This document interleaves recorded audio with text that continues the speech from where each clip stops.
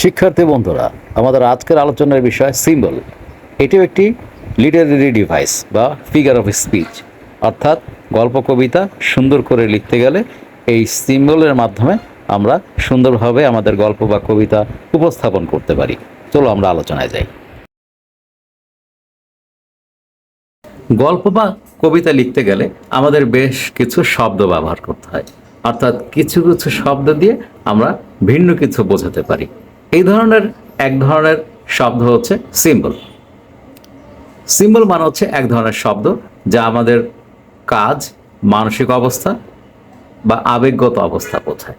যেমন রোজ, রোজ হচ্ছে ভালোবাসা বা স্নেহের সিম্বল। আবার কালার, কালার হচ্ছে আবেগের সিম্বল। এখন আমরা সচরাচর ব্যবহার করা হয় এমন কিছু শব্দ যেগুলো সিম্বল হিসেবে আমাদের আশেপাশেই আমরা দেখতে পাই, সেই ধরনের কিছু শব্দ নিয়ে আলোচনা করছি। ড্রিম দিয়ে বোঝায় ফিউচার বা ফেট, ভবিষ্যৎ বা ভাগ্য, অর্থাৎ ড্রিম হচ্ছে ভবিষ্যৎ বা ভাগ্যের সিম্বল। ওয়াটার, ওয়াটার দিয়ে বোঝায় বার্থ আর পিউরিফিকেশন, জন্ম বা বিশুদ্ধকরণ, অর্থাৎ পানি হচ্ছে জন্ম বা বিশুদ্ধকরণের সিম্বল।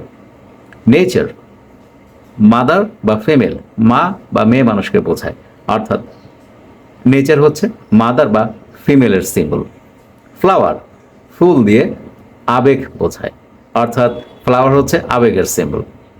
রেইনবোস, হোপ অ্যান্ড রিওয়ার্ড, অর্থাৎ আশা এবং পুরস্কার বোঝায়। রেইনবো মানে হচ্ছে আশা অথবা পুরস্কারের সিম্বল।